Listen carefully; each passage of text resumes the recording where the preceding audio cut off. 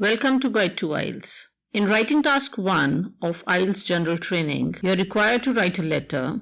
The question could be for an informal letter, a semi-formal letter, or a formal letter.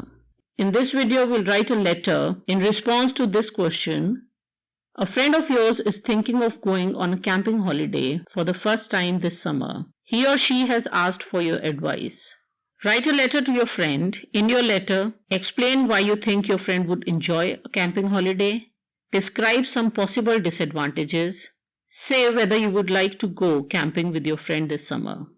The first step, always make sure you spend a minute or so just understanding the question. Never underestimate the importance of this. One of the most common letter writing mistakes occurs when you either misinterpret the question or you just don't read it carefully. Just look at this one. If you miss out on the for the first time and just write that a friend is going on a holiday and mention somewhere that the last time we went you enjoyed it, that's a mistake. Another mistake could be that you mention that it's a good thing you're going. The friend is considering whether to go or not. It's still not a decision that's been made. Had the first point just been give advice to your friend, you could either have said that you should go to the holiday or you could have said that no, you shouldn't. But in this case, you have to say that yes, the friend should go to the holiday.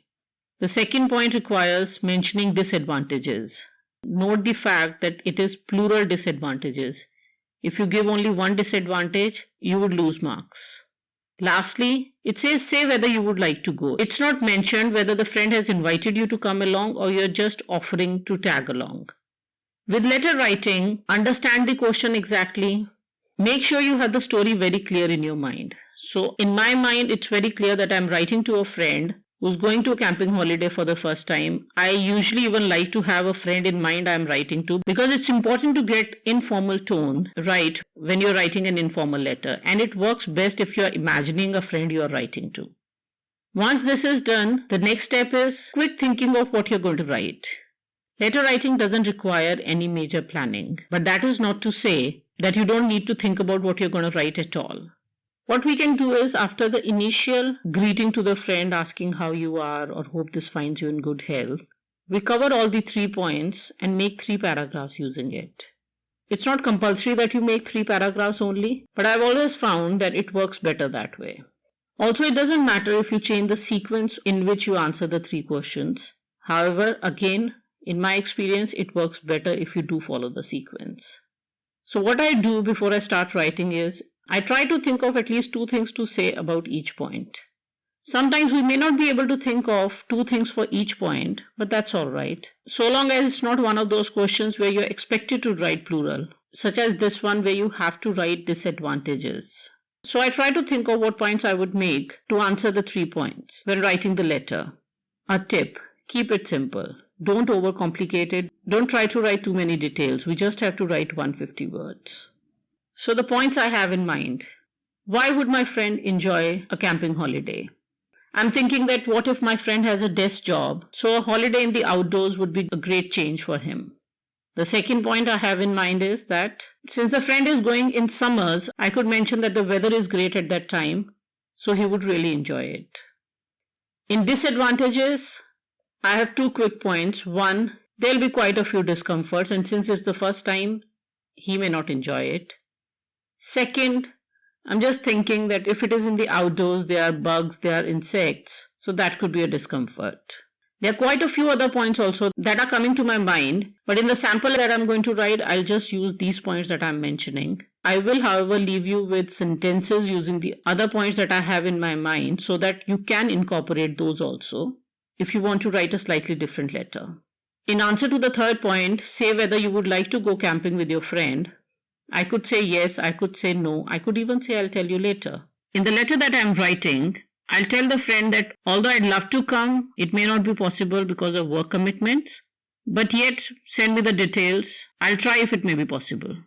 The final step before actually writing the letter is quickly thinking about words and phrases that come to my mind, which can be used in the letter. First is synonyms for the words which are already there in the question. Camping. I can think of camp or campsite, but other than that, I can't think of any other words. Whenever you're practicing your writings, don't immediately go and Google synonyms. Try to imagine the situation when you're actually writing the exam, and on the spot, what words can you think of? For example, in this case, although I can't come up with any synonym for the word camping, I can think of words like outdoors, outdoorsy. For holiday, I have vacation, maybe trekking trip. For the first time, a new experience, being a novice at something, just saying that it's a first for you. For advice, maybe I can say my suggestion is that. Another word that comes to my mind is apprehensive. Because it's the first time the friend is considering going for this kind of a holiday, he's apprehensive about it. Instead of thinking of, I can use the word considering. For disadvantages, I'm certainly able to think of the word demerits immediately, thanks to writing all of those essays in response to advantages, disadvantages questions. On to writing of the letter now. It's clearly mentioned in the letter that you have to start your letter with dear dash. In the dash, we put the first name of the friend. There is no need to write any date or any address before this. In my first paragraph, I'll talk about what is mentioned in the beginning of the letter question. I'll mention that I was surprised when I got to know that the friend is planning to go on a camping vacation. And I'll also mention that since it would be his first time, it's natural that he would have apprehensions. So here's what I'm writing. Hope you're doing well. I was delighted, and I have to say surprised, to receive your message that you're considering taking a camping vacation during summers. I know it will be a first for you, because of which you're a little apprehensive, but I'm certain it will be a great experience for you. In the next paragraph, I'll cover the 2 points about why I think he should go for this holiday. It will be an exciting break for you from your desk job. What is more, you couldn't have asked for a better time to take an outdoor vacation. July is the best time possible. On to answering the next point about disadvantages. Now, since I'm writing contrast to what I've written in the previous paragraph. Previous paragraph is talking about why the friend should go, and this one is talking about what could be the problems. So I can start with however or on the other hand.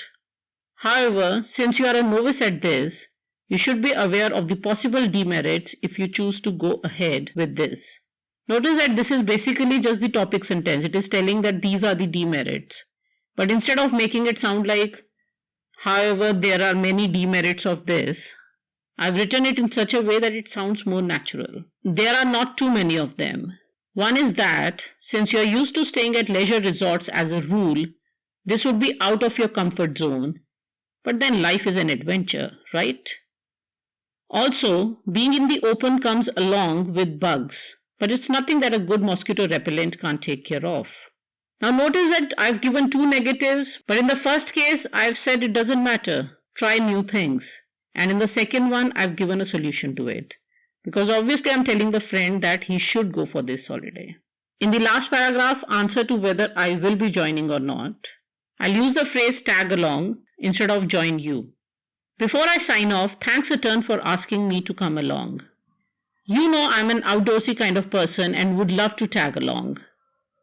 However, what with the new project that I've taken on and will be working on around that time, I don't think it will be possible. Still, send me your itinerary and I'll try if I can get a couple of days off. In the end, I could just write, let's plan a meetup soon. So I'm just writing a little longer version of it. In the meanwhile, let's meet up one of these days for lunch. Looking forward to meeting you someday soon.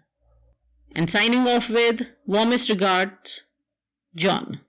Whenever you have any question about traveling, one word that you can always use is itinerary.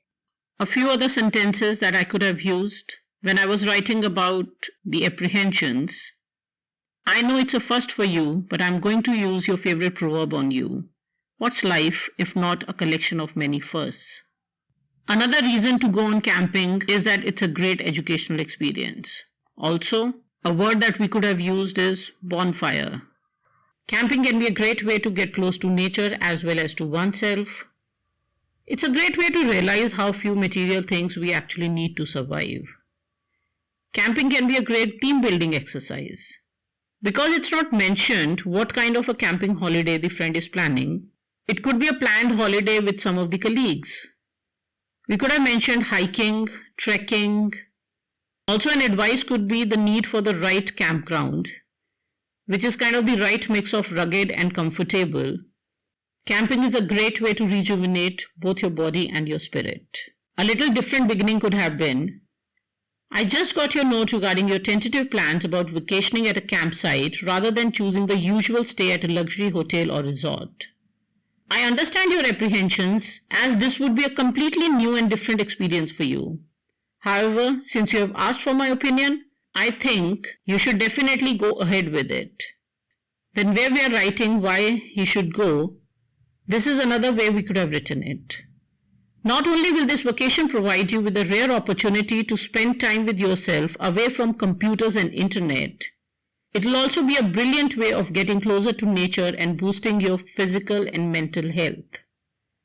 Then there's an idiom, venturing into untested waters or uncharted waters. Again, doing something new or doing something that's not been done before. Try your hand at something. Once again, trying something new.